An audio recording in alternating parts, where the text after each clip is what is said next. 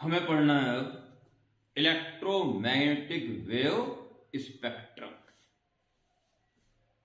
जिस जिस तरीके से मैं आपको बताता जा रहा हूं उस हिसाब से आप चलते रहें।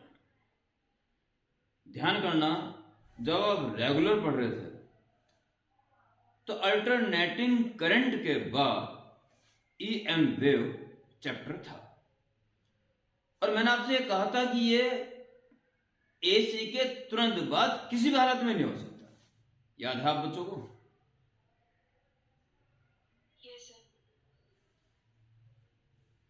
क्यों नहीं हो सकता ये भी आप समझ जाएंगे, बहुत कुछ समझ जाएंगे। अभी इसको स्टार्ट करने की जरूरत है। अगर आज की ये वीडियो लंबी बनी तो शेष भाग नेक्स्ट टर्न पे होगा। कोशिश ये की जाएगी कि इसी वीडियो में सारे काम। तो आपको मेरे साथ साथ चलना पड़ेगा। EM wave spectrum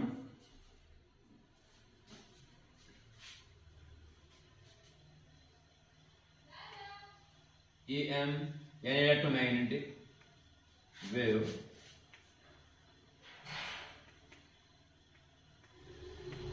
spectrum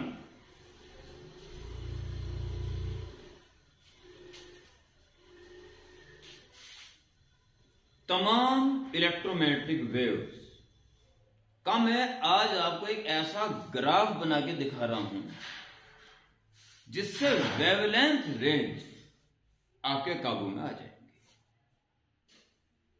wavelength range अगर आप इस ग्राफ की मदद से आपने इसको कैप्चर कर लिया तो फ्रीक्वेंसी रेंज भी हाथों हाथ निकल जाएंगे।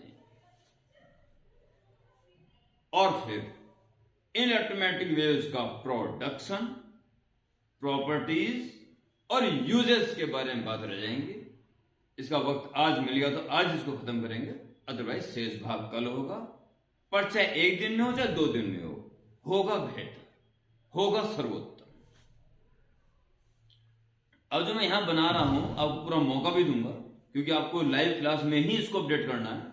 इसके लिए वीडियो नहीं पहुंचेगी, वीडियो तो बन रही है साथ साथ, ठीक है, बाद में पहुंचेगी। तो आपको वीडियो के साथ साथ ही चलना पड़ेगा। तो आप एक A4 साइज का पेपर हो, ठीक है, अदरवाइज जो आप नोटबुक है आपके पास वो यूज करें, देखते रहें, श्योर हो जाए तो ड्रॉ करें, वक्त मैं पूरा दूंगा।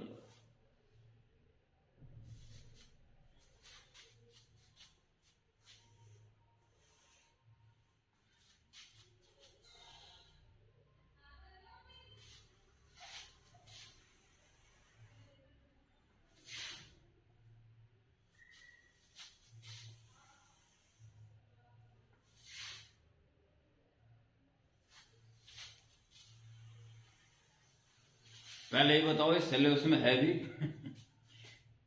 एपी पक्का है ना? Wavelength metres,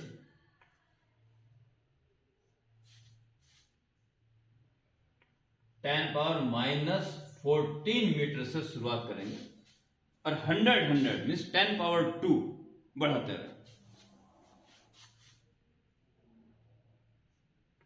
10⁻12,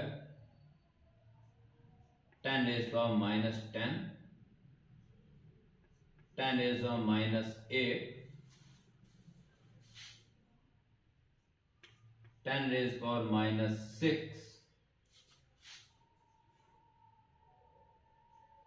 10⁻4। ये लैम्डा का इंक्रीजिंग ऑर्डर है, ठीक है। 10⁻², 10⁻0 मीन्स 1, 10⁻2,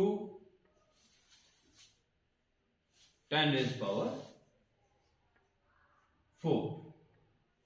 बस 4 तक ही ले लीजिए, आगे मैं आपको वैसे बता दूं, नहीं तो 10⁻6 लिखने में कुछ नहीं जा रहा, कोई दिक्कत। ये मीटर्स में है।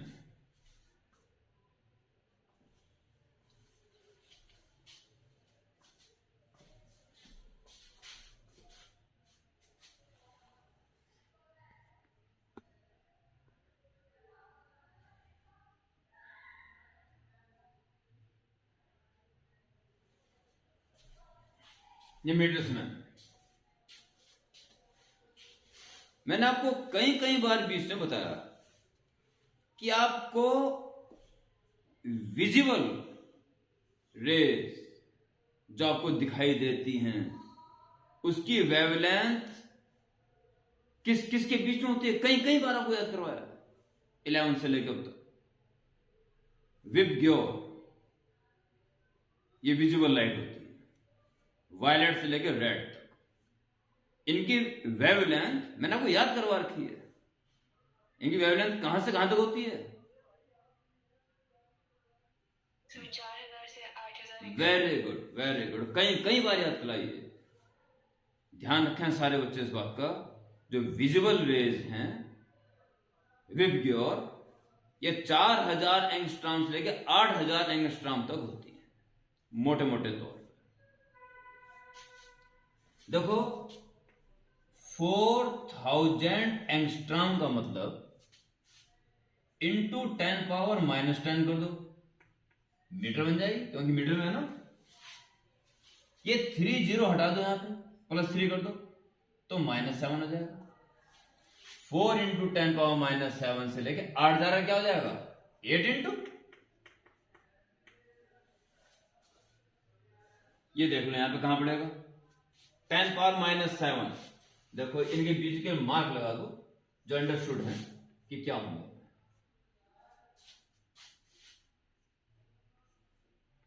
इसका मतलब होगा 10⁻2 और 4 के बीच में 10⁻3। लिखो मत, ये बहुत घिस जाएगी तो भाई। तो 10⁻7 कहां पड़ेगा? -6 -8 के बीच, ये है 10⁻7। इसे इंटू 10 कर दोगे तो ये आ जाएगा, और इंटू 4 करोगे, इंटू 5 कर दो बीचों बीच आता। 4 जरा से कम आएगा इधर, बेस, और इंटू 8 करोगे तो ये इसके पास आ जाएगा, कि इंटू 10 करके तो पावर ये बन जाएगा ना, थोड़ा पीछे।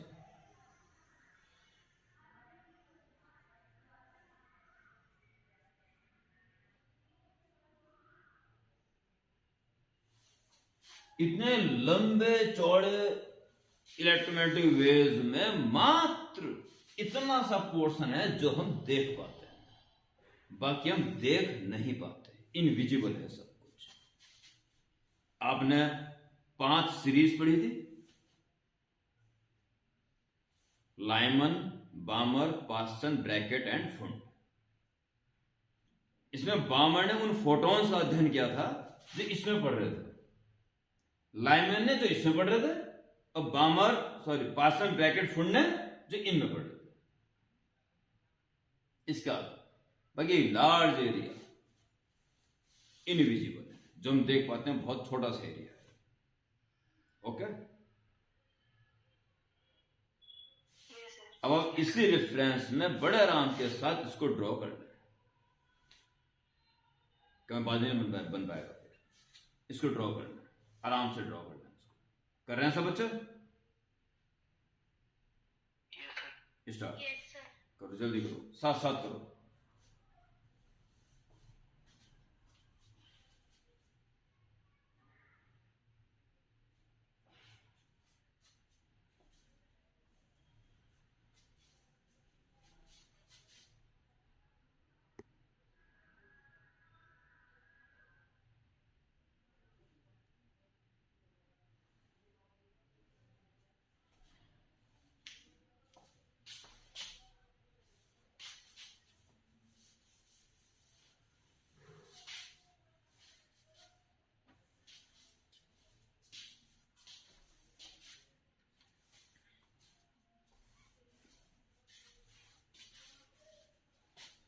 Four into 10⁻⁷, 8 into 10⁻⁷। यहां से आपका ये विजिबल रेज है विबग्योर।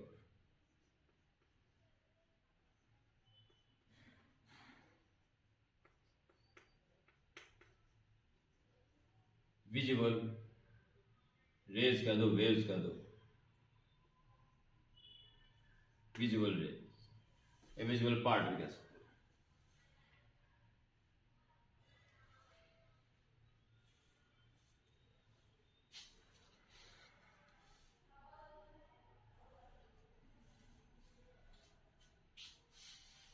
वेवलेंथ जितनी ज्यादा उसकी ताकत उतनी कम। ओके, फोटोन का वो पढ़ा था ना, एनर्जी।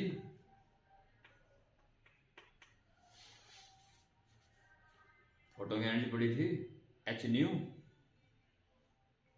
जी सर। और बार बार न्यू को हटा के सी अपॉन लैम्डा लगाते थे।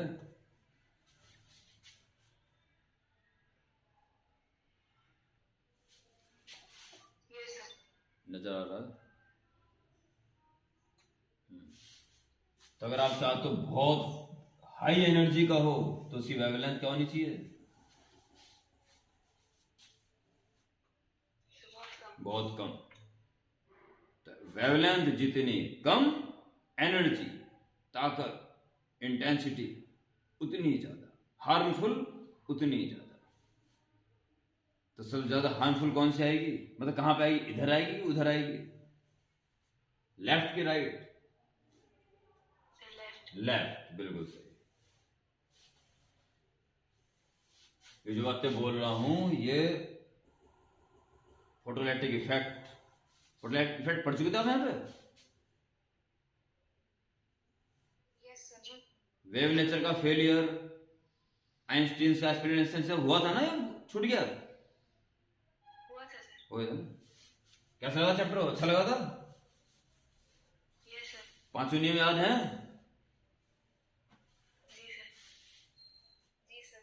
और हाइगेंस का वेव नेचर का फेलियर होना और पार्टिकल नेचर के द्वारा, आइंस्टीन के द्वारा एक्सप्लेनेशन खतरनाक इंपॉर्टेंट है आपके बोर्ड के लिए, और उसकी नॉलेज कॉम्पिटिशन लेवल के लिए बड़ी इंपॉर्टेंट है।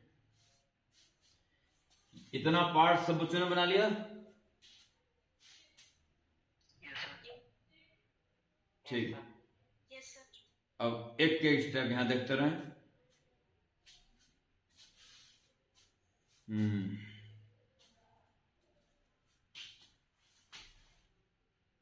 10 पावर -14 से लेके 10 पावर -10 तक इतनी वेवलेंथ वाला जो पार्ट है वो होगा गामा रेज।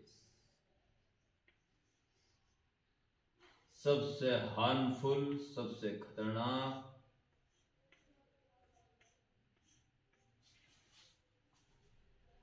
इसकी वेवलेंथ रेंज होगी 1 × 10⁻14 to 1 × 10⁻10। Okay? Yes sir. Yes sir.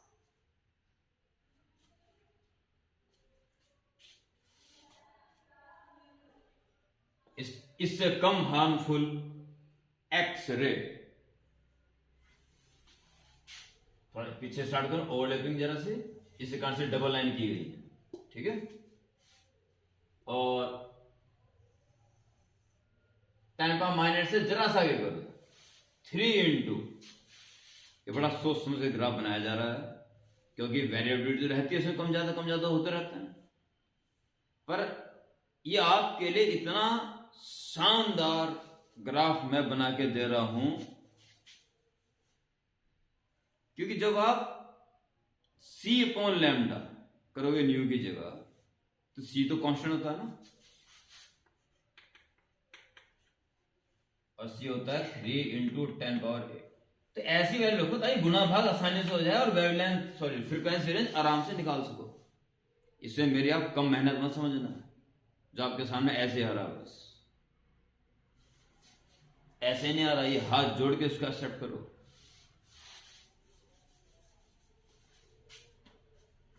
One 1 × 10⁻11 से 3 × 10⁻8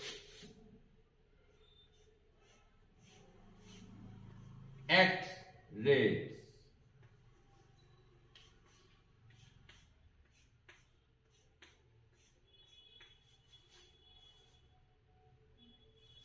यानी बहुत ही ज्यादा फ्रीक्वेंसी वाली या बहुत ही कम वेवलेंथ वाली एक्स रेज और बहुत हाई वेवलेंथ वाली या बहुत कम एनर्जी वाली लगभग ओवरलैपिंग।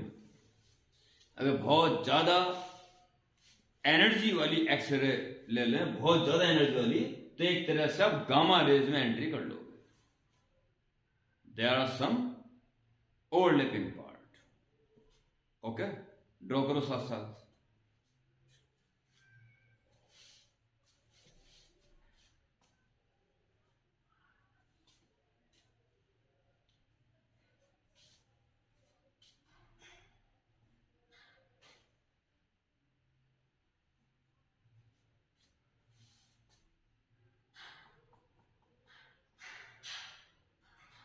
हो गया सर।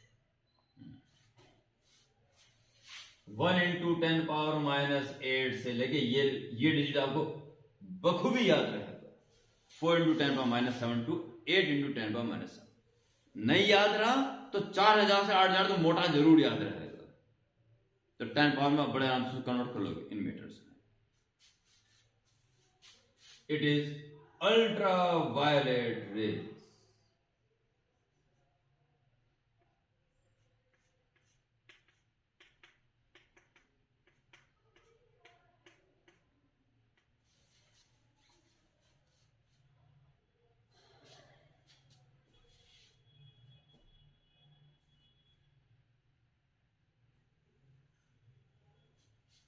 क्या करने जा रहा हूं मैं इस वीडियो में, वेवलेंथ के आधार पर इसको डिस्ट्रीब्यूट कर दिया जाएगा। जब वेवलेंथ रेंज हमें पता है तो nu equal to C upon lambda को यूज करके फ्रीक्वेंसी रेंज भी हाथों हाथ हमें पता है। स्पेक्ट्र का मतलब क्या है, हमें क्या करना है इसमें, गामा रेज की वेवलेंथ रेंज क्या है, फ्रीक्वेंसी रेंज क्या है, इनका प्रोडक्शन कैसे होता है, इनकी प्रॉपर्टीज क्या है, इनके यूजेस क्या है, ये आपको लिखवाना है। ठीक, एक एक करके लिखवाना है। इसी मोड पे एक बात आपको कह देता हूं, एक चार्ट, बड़ा सा चार्ट आगे प्रैक्टिकल होने वाले हैं। इलेक्ट्रोमैग्नेटिक वेव स्पेक्ट्रम लिख के उसके नीचे ये वाला ग्राफ बना,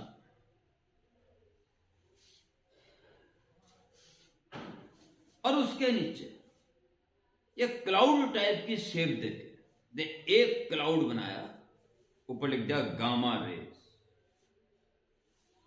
और उसके छोटा छोटा वेवलेंथ रेंज इतनी होती है, फ्रीक्वेंसी रेंज इतनी होती है, प्रोडक्शन ऐसे ऐसे होता है, प्रॉपर्टीज ये हैं, और यूजेज इनका यहां यहां होता है। एक क्लाउड बड़े आराम से आ जाए। एक दूसरे क्लाउड में एक्सरे का सारा ब्यौरा,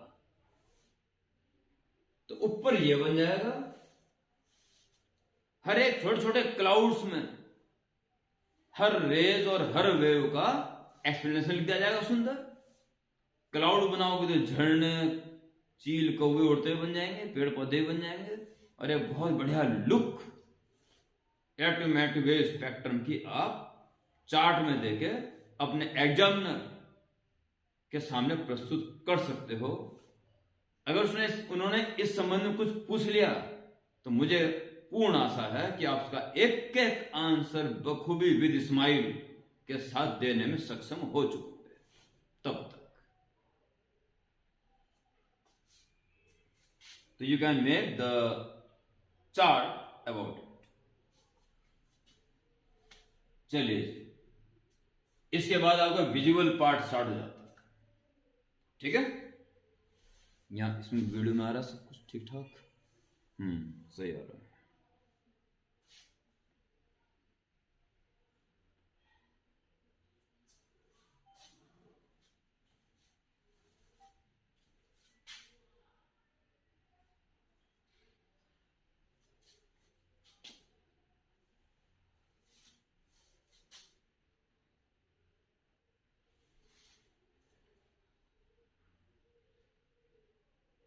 (10⁻³ से थोड़ा आगे बढ़ जाओ, थोड़ा 3 बढ़ना है। 3 इंटू 10⁻³ बार बार 3 में क्यों ले रहा हूं, आप समझदार। विबग्योर वायलेट से पहले, जस्ट पहले अल्ट्रा वायलेट ले लिया गया है, और रेड के जस्ट बाद क्या लेना चाहिए, इंफ्रारेड। मेरे साथ साथ बनाते रहें।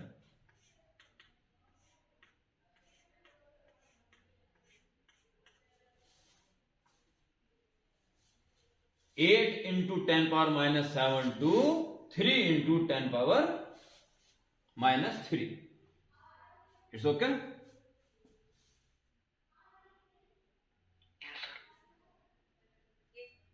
Yes, sir. माइक्रोवेव के बाद इधर आइए बीच में 1 इंटू 10⁻⁻3, ये -1 पड़ेगा ना, इससे थोड़ा आगे बढ़ जाओ।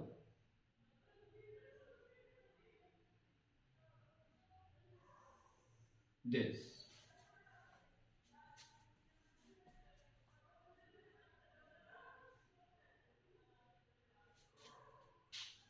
Microwave.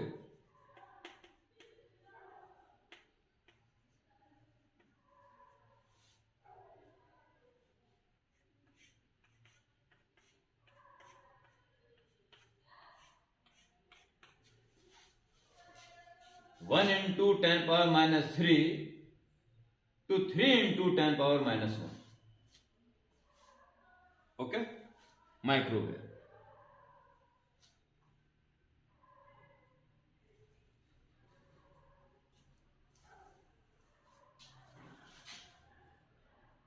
(10⁻⁻1 to 10⁻⁴) radio wave.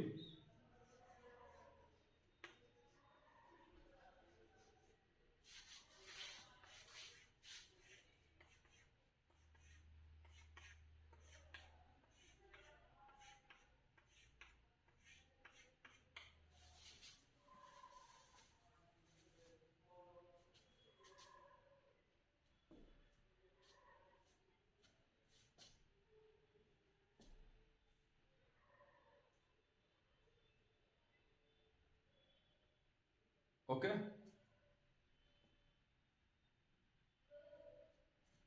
Yes, sir. सब बच्चों में बना ले साथ साथ। Yes, sir. Yes, sir. जी, sir.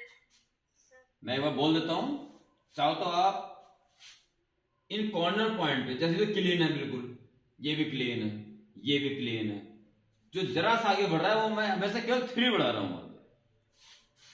तो मैं बोल रहा हूं, आप वेरीफाई कर लें। कुछ चीज आपको ऐसी लगती है कि कुछ गड़बड़, तो नोट कर लें छोटा सा पेंसिल से वहां पर। ठीक है, मैं धीरे धीरे बोल रहा हूं। गामा रेज की wavelength range 10⁻⁻14 metre to 10⁻⁻10 metre.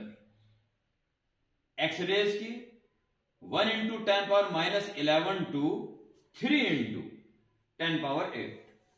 It is not accurate, ये वेरिएबल रहती है आगे पीछे लगभग होती है। अल्ट्रावायलेट रेज की 1 इंटू 10⁻⁻8 टू 4 इंटू 10⁻⁻7। ये तो याद रहेंगे 2 डिजिट पॉइंट्स। जी, sir. Visual rays 4 into 10⁻⁻7 metre to 8 into 10⁻⁻7 metre. Infrared 8 into 10⁻⁻7 to 3 into 10⁻⁻3।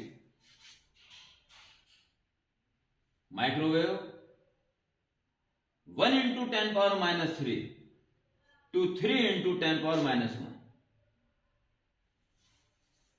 Radio wave 1 into 10⁻⁻1 to 1 into 10⁻⁴।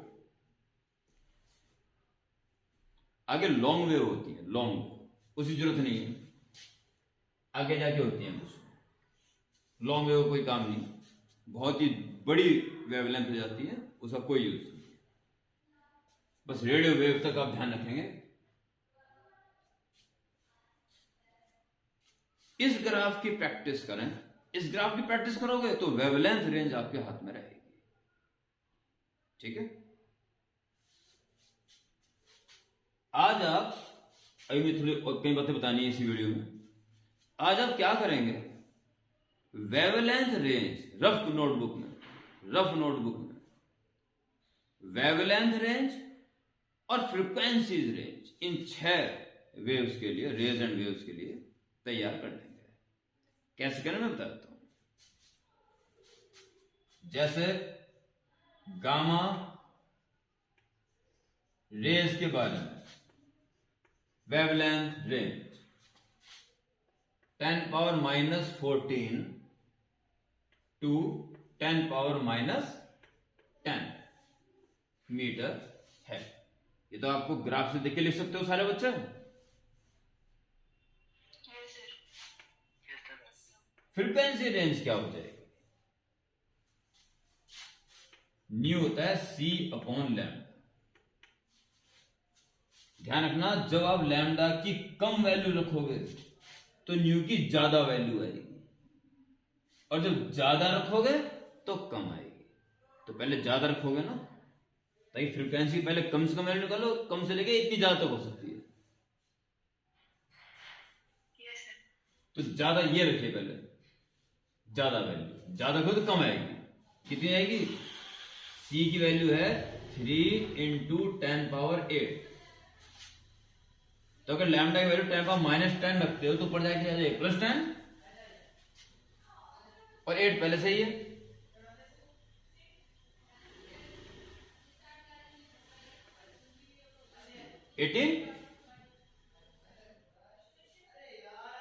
समझ रहे हो? जी सर। और जब -14 रखोगे तो पड़ जाएगा +14 हो जाएगा। 14 और 8 22,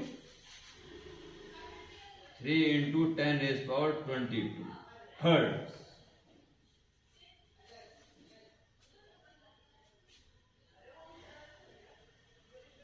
इतना काम जैसे मैंने गामा रेस के लिए किया, आप लोग एक्स रेस के लिए, अल्ट्रावायलेट रेस के लिए, विजुअल रेस के लिए, इंफ्रारेड रेस के लिए, माइक्रोवेव के लिए और रेडियो वेव के लिए कर सकते हैं क्या? Yes, sir. इतना काम आप घर से कर लेंगे। 1 मिनट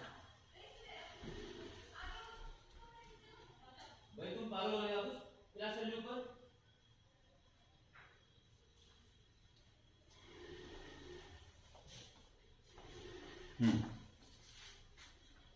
ये काम आप कल के लेक्चर के लिए तैयार रखेंगे। इतना मैं यकीन मान लूं कि ग्राफ को देख के वेवलेंथ रेंज और एक छोटी सी कैलकुलेशन से फ्रीक्वेंसी रेंज आप कल के लेक्चर से पहले तैयार कर लेंगे। Yes, sir. ठीक है, तो आगे सुना, ये काम अपडेट करके लाएंगे कल ऑल स्टूडेंट्स। गामा रेज कहां आपने सबसे पहले सुनी? 12th फिजिक्स में पढ़ते हुए। रेडियो एक्टिविटी तो सिलेबस हट गया था, तो न्यूक्लियाई में सुनी होगी। जबकि रेडियो एक्टिविटी के बारे में मैंने आपको थोड़ी नॉलेज दी थी। अल्फा और बीटा पार्टिकल्स जब निकलते हैं स्पॉन्टेनियसली, तो साथ में क्या निकलता है? गामा रेज ही होती है। ये गामा रे या गामा फोटॉन्स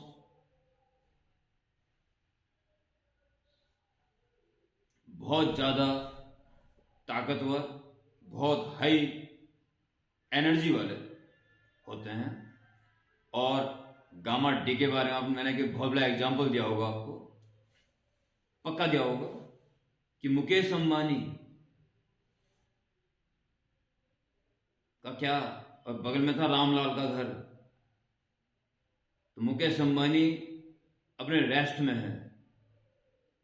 मुकेश अंबानी का रेस्ट 4-5 मंजिल के बाद है, उसे नीचे पार्किंग और स्टाफ का वो है मंजिलें, फिर उसी वो उसका रेस्ट, ये इसका ग्राउंड स्टेट है। जबकि इसी के लेवल में रामलाल का क्या है? एक्साइट स्टेट है। तो जब ये अल्फा बीटा पार्टिकल निकलता है तो पेरेंट न्यूक्लियाई डॉटर न्यूक्लियाई में जाता है, जो कि एक्साइट स्टेट में होता है। तो इसे नीचे आना पड़ता है अपने ग्राउंड स्टेट में, और ग्राउंड स्टेट में आते हुए क्या करता है? फिर वो क्या बाहर निकालता है? So, gamma rays. Gamma rays या गामा फोटोन। यहां से आपने इसकी शुरुआत पढ़ी थी। यानी कि न्यूक्लियस, न्यूक्लियाई का अगर डिसइंटीग्रेशन हो रहा हो, अल्फा बीटा पार्टिकल्स में से निकल रहे हो, वहां से ये गामा फोटॉन्स या गामा रेज जन्म ले। ये है इनका प्रोडक्शन का राज, जो कि आपको लिखाया जाएगा कल। ठीक है, समझ रहे हो? जी सर। एक्सरेज के लिए कल वाली वीडियो का एंड आपने देखा होगा कि इलेक्ट्रॉन्स को बहुत तेज एक इलेक्ट्रॉन गन से एक्सीलरेट किया गया था और बहुत ही ज्यादा एनर्जी के साथ कहां टकराया गया था? एक ऐसे मेटल पर जिसका मेल्टिंग पॉइंट बहुत ऊंचा था, वो गले में आसपास पानी की व्यवस्था होती थी और इसको 45 डिग्री बैंड रखते थे। तो बहुत हाई एनर्जी वाले इलेक्ट्रॉन जो यूं टकराते थे तो उसके अंदर फ्लूइड डिफ्लोसिस चलते थे कॉपर में, वो सारी एनर्जी एक एक्स रेज के रूप में बाहर निकलती थी। बहुत तेज चलते हुए इलेक्ट्रॉन्स को अगर एक हाई मेल्टिंग वाले मेटल टारगेट से सडनली रोक दिया जाए या डिसलेट कर दिया जाए तो सारी की सारी एनर्जी एक्स रेज के रूप में निकलती है। इस तरह से एक्स रेज का उत्पादन क्या जाता है, प्रोडक्शन ऑफ एक्स रेज, जो आपको लिखाया जाएगा। मैं मोटे मोटे तौर पे इसलिए कहना चाह रहा हूं कि आपको यह पता चल जाए पढ़ क्या रहे हो, और इसे अल्टरनेटिव करंट के बाद क्यों नहीं पढ़ा था, और पूरा सिलेबस पूरा करने के बाद, खास तौर पर एटम से न्यूक्लियर करने के बाद, फोटोइलेक्ट्रिक इफेक्ट पढ़ने के बाद इसको क्यों किया जा रहा है, कुछ तो आइडिया हो गया होगा अब तक तो। खैर वो तो मात्र एक छोटे से फॉर्मूले से हो गया होगा। खैर अल्ट्रावायलेट रेज कहां से आती होंगी? सन से। सन से, ठीक। विजुअल रेज कैसे बनती हैं?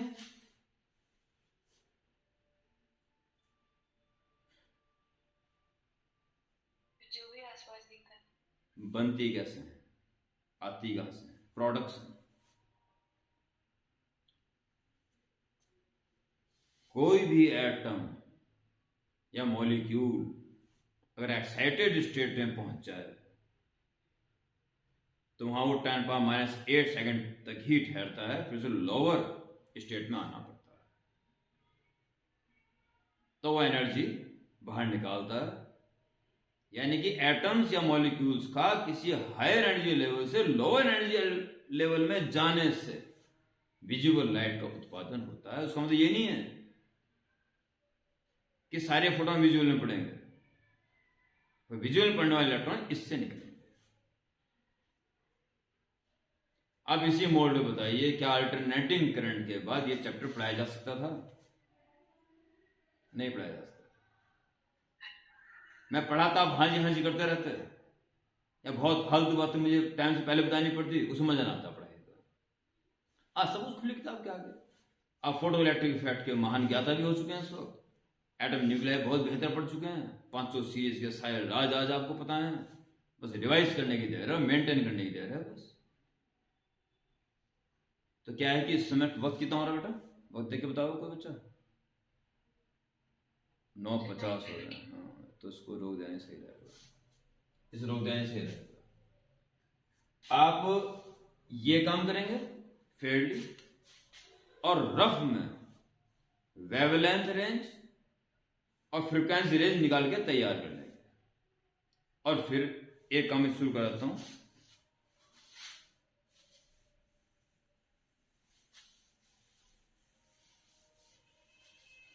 अब शॉर्ट हेडिंग डालेंगे इसके नीचे, गामा रेज।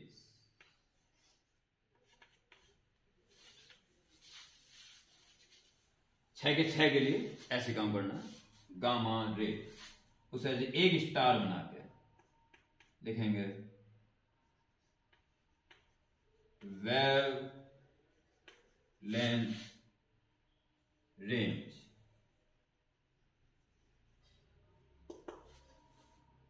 वो यहां से देख के लिख दो 10⁻14 to 10⁻10 मीटर।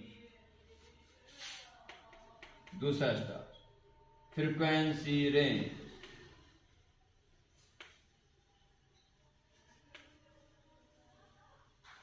ये फेयर वर्क है। इस डायग्राम के बाद ये बनेगा। और फ्रीक्वेंसी रेंज और वेवलेंथ रेंज मैंने आपको रफ में निकालने के लिए कहा है, ताकि कुछ गुणा भाग करो। सी में डिवाइड तो देना है, बस कर लेंगे ना सारे स्टूडेंट्स। और ये फेयर वर्क है, जिसमें कि गामा रेस के बारे में 2 लाइन में यही लिखवा रहा हूं। क्या था अभी भी? 3 into 10 power 18 to 3 into 10 power 22 hertz.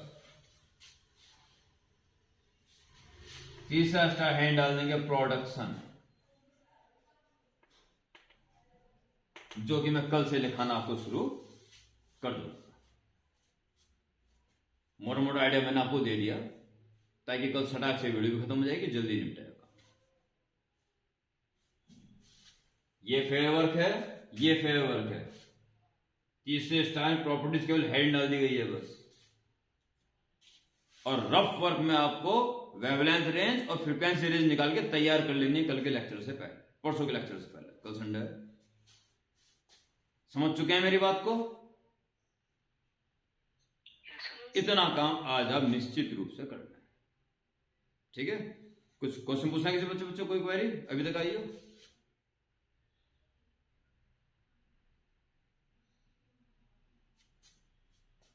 No? No sir.